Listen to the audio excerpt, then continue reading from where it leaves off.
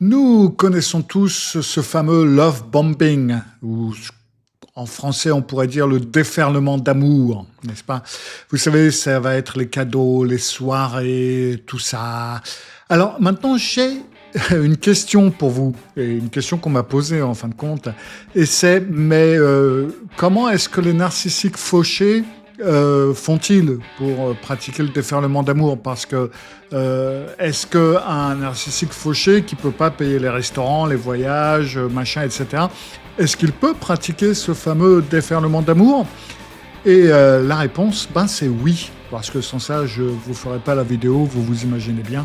C'est même tout aussi percutant s'il est fauché que si c'est un narcissique avec de l'argent. Et là, je ne parle pas de ceux qui vous font croire qu'ils ont de l'argent. Sans ça, ça ne vaudrait pas. Bienvenue sur ce dernier épisode du Psy chez vous pour l'année 2024. Je vais arrêter les vidéos pour cette année. Enfin, jeudi prochain, vous verrez la retransmission d'une partie de l'atelier que je vais tenir là ce lundi. Mais ça ne fait pas partie du Psy chez vous et ça va être donc un extrait. Mais sans ça, n'empêche que souvenez-vous de vous abonner, de cliquer sur la petite cloche pour être averti lorsque je mets une nouvelle vidéo en ligne. Et puis, bienvenue sur cet épisode du Psy chez vous.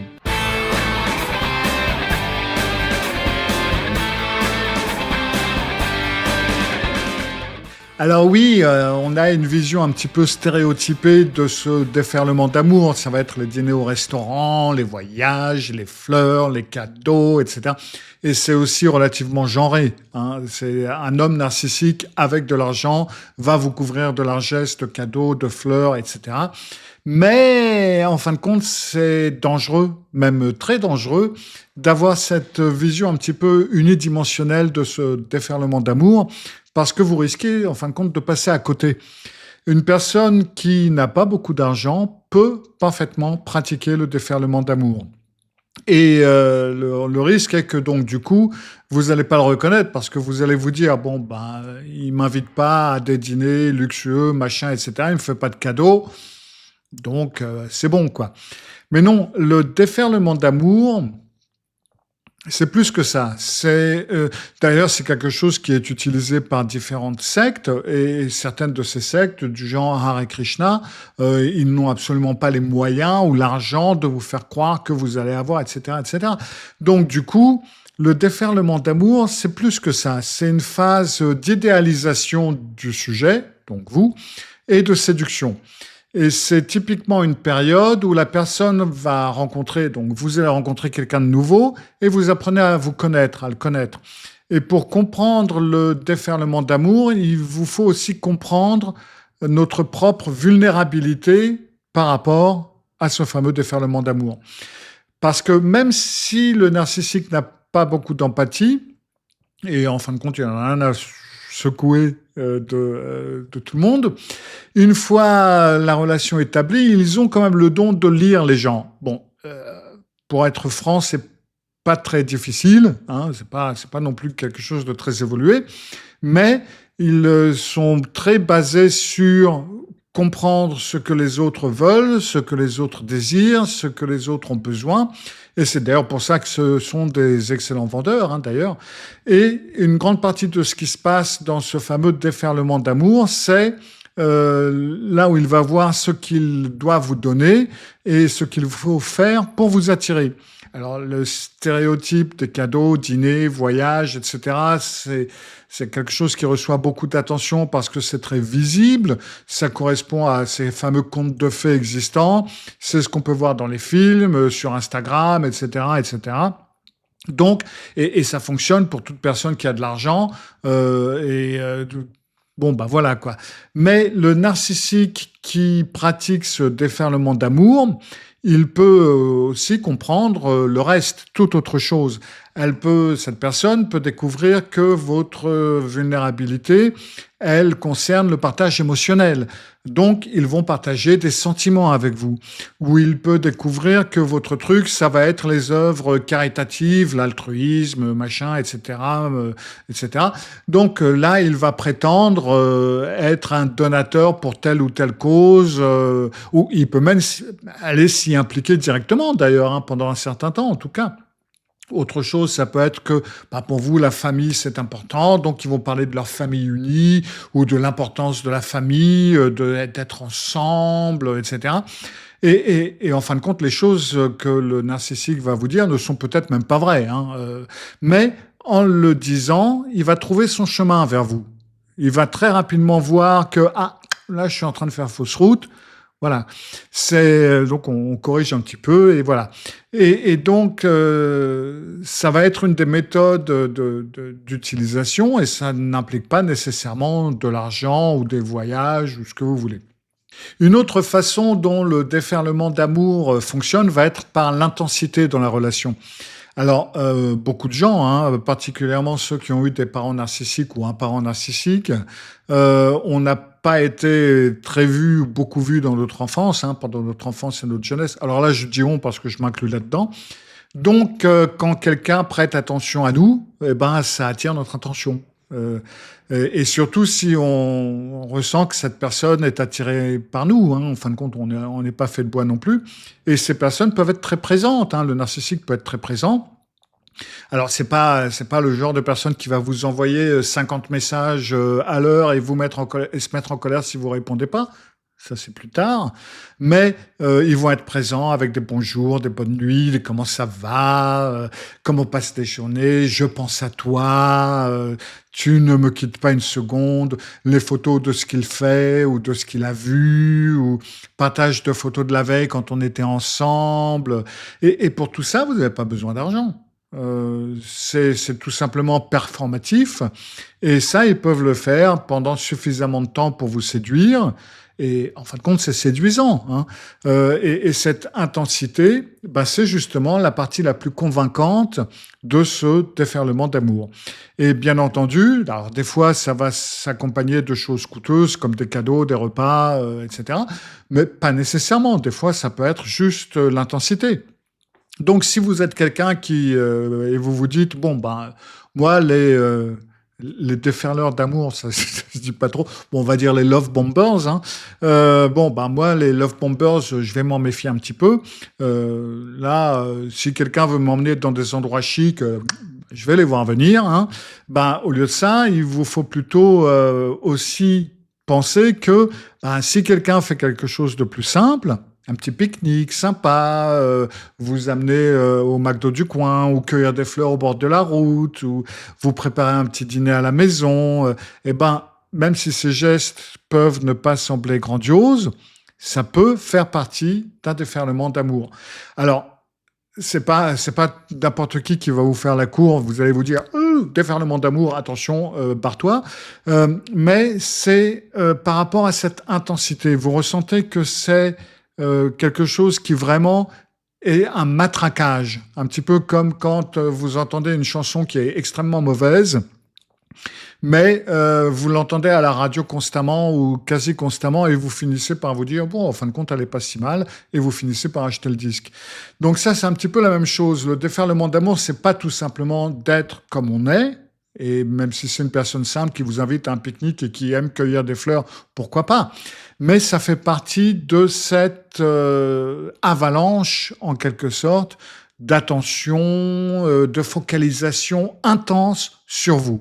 Donc, c'est pas seulement si les gestes vous touchent, mais c'est quand vous ressentez qu'il y a vraiment un intérêt extrêmement intense et une focalisation sur vous. Donc, les personnes sans argent peuvent tout aussi bien vous vendre l'histoire que vous voulez entendre. Ce sont de très bons vendeurs. Vous aimez peut-être les animaux, ils vont vous partager des photos de chiens. Vous trouvez que la famille, c'est important, ils vont vous parler de leur grande famille, ils vous montreront des photos. Vous dites que vous aimez voyager, ils vous diront « Ah là là, quand j'aurai plus d'argent, moi j'aimerais bien aller ici et là, et par ici et par là. » Donc, en quelque sorte, il y a beaucoup d'autres points d'entrée que juste vous inviter au resto et vous faire passer un week-end merveilleux à Disneyland ou aux États-Unis ou ce que vous voulez. Alors, là où il faut faire attention, c'est que ne prenez pas les gens qui se font avoir par le déferlement d'amour pour des cons. Parce que si vous... Enfin, encore une fois, je vais repartir sur les mouvements sectaires. J'ai travaillé quand même là dans ce domaine pendant une vingtaine d'années, et je ne vous dis pas le nombre de gens que j'ai entendus me dire « les gens qui tombent dans une secte, ils sont débiles, moi, ça m'arriverait jamais ». À partir du moment où la personne a un quotient intellectuel de plus de 2 chiffres, oui, vous êtes dans la zone de risque. Il vous suffit d'avoir un petit peu d'ouverture d'esprit, d'être intéressé à certaines choses, de ceci, de cela. Vous êtes une cible potentielle. Et là, c'est à peu près la même chose. Vous allez avoir des gens qui vont vous donner de l'attention. Et n'importe qui d'entre nous va s'épanouir sous de l'attention. C'est relativement normal que, il y a quelqu'un qui vous donne de l'attention, ça vous attire et vous trouvez ça intéressant.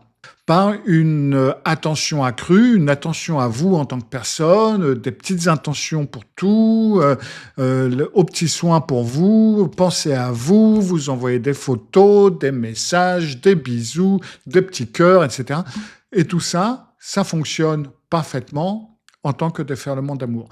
Donc le déferlement d'amour, non, c'est pas réservé aux riches ou à ceux qui empruntent ou à ceux qui font des arnaques. Alors aussi, je veux pas dire que ça se produit pas, mais ça peut être produit par n'importe qui. Et ensuite, ne vous pensez pas que c'est quelque chose que seulement les hommes font. C'est quelque chose que les femmes peuvent parfaitement faire. Mais déjà, les femmes peuvent faire ça exactement de la même façon, vous inviter au resto, etc. Ça peut être une femme à succès.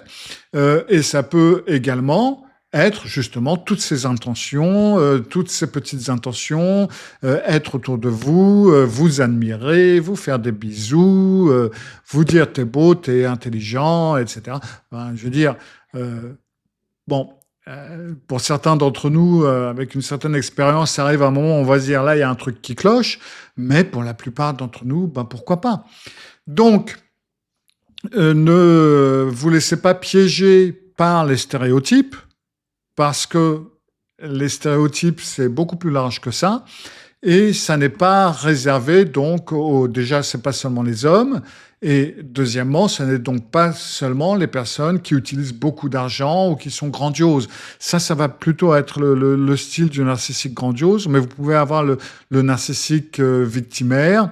Alors ça va plus souvent être la femme narcissique ou alors l'homme narcissique qui, justement, enfin, quelqu'un qui me comprend, ah ouais, c'est vrai, moi aussi j'ai vécu ça, etc.